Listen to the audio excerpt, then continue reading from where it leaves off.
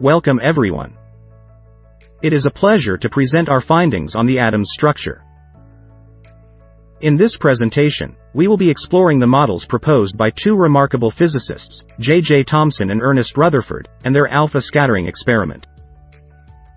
Let us now dive right into our exploration.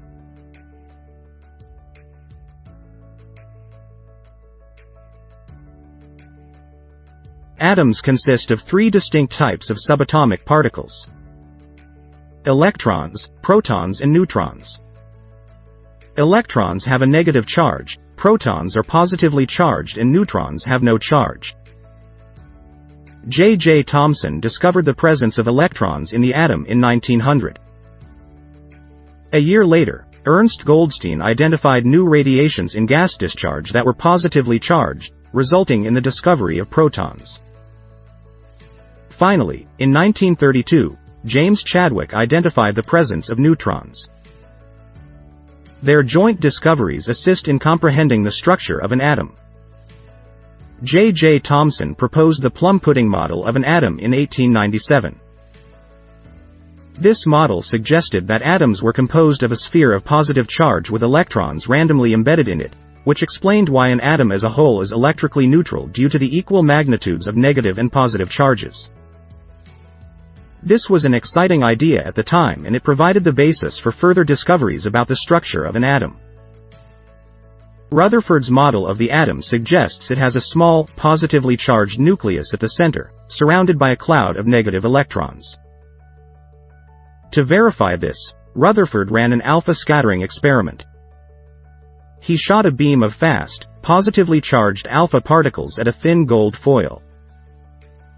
Though many particles passed through, some were slightly deflected and a few even bounced off. This proved there was a small, dense nucleus with a positive charge within the atom, revealing there are distinct, subatomic particles in the atom. Conclusions from Ernest Rutherford's alpha scattering experiment revealed that atoms contain much empty space, a small, positively charged nucleus and little evidence of electrons in motion. This led to Rutherford's model of atoms being composed of a positive nucleus surrounded by electrons in orbits around it, the nucleus being minuscule compared to the size of the atom. These findings gave us a better insight into the structure of an atom and have drastically impacted our understanding of matter. Rutherford's model of an atom depicts a very small and positively charged nucleus surrounded by negatively charged electrons in circular orbits. Although the model is widely accepted, it has some major flaws. One of the biggest challenges is that according to classical physics, any particle in a circular orbit will experience acceleration. This will cause the particle to emit energy and the electrons will eventually lose enough energy to collide with the nucleus, leading to an unstable atom. However, it is clear that atoms are not unstable, which cannot be explained by Rutherford's model.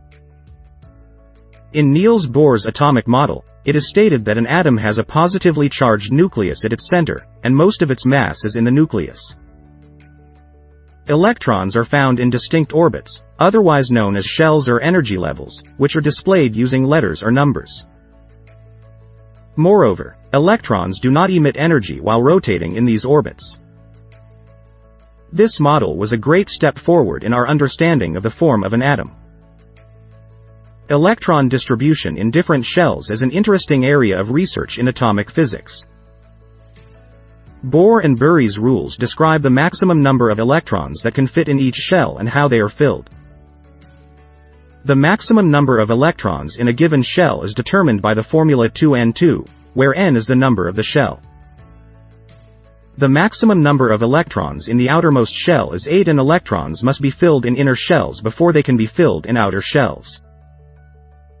The table in this slide presents the atomic structure of the first 18 elements, comprising the name, symbol, atomic number, number of protons, neutrons and electrons, as well as the distribution of electrons in the shells K, L, M, N and the valency of the element. This information provides us with a better understanding of the structure of the atom and its behavior in various applications. Scientists were able to construct models of the atomic structures of the first 18 elements as science progressed. These models precisely depicted the magnitude and distribution of protons, neutrons, and electrons. Each atom had a nucleus with a determined number of protons, and electrons were placed in energy shells, or orbitals, surrounding the nucleus. This structure was referred to as the Bohr model, which is the basis of our understanding of atomic structure presently. Atoms become stable when they form bonds with other atoms. This process is called valency and is determined by the number of electrons in an atom's outermost shell. Elements such as helium, which have 2 electrons in its outermost shell, are considered inert, while atoms of other elements with 8 electrons in their outermost shell form an octet configuration. This octet configuration makes them stable. On the other hand, if an atom's outermost shell is not completely filled, it seeks stability by either losing, gaining, or sharing electrons with other atoms.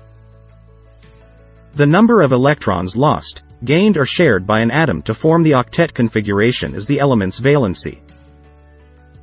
For instance, the hydrogen, lithium, and sodium atoms can easily lose 1 electron and become stable with a valency of 1. Also, magnesium can easily lose 2 electrons and have a valency of 2.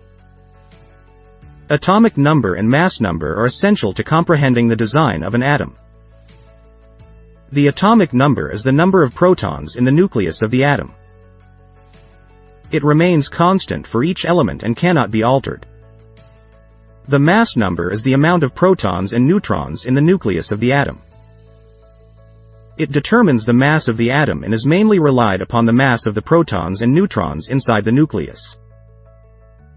The symbol for an atom is made up of the element symbol and the atomic number and mass number expressed as a subscript and superscript respectively.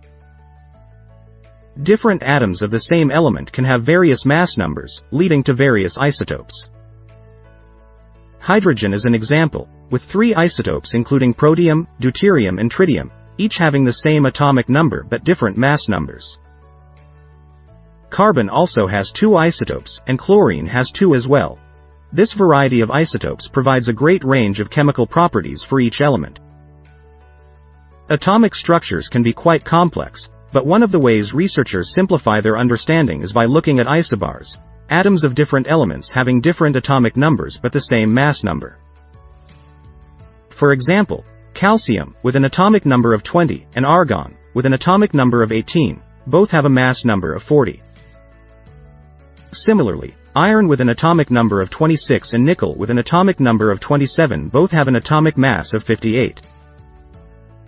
The ability to recognize and study these groups of elements has allowed researchers to better understand the structure of the atom, and to continue innovating in the field of atomic structure. Thank you for listening.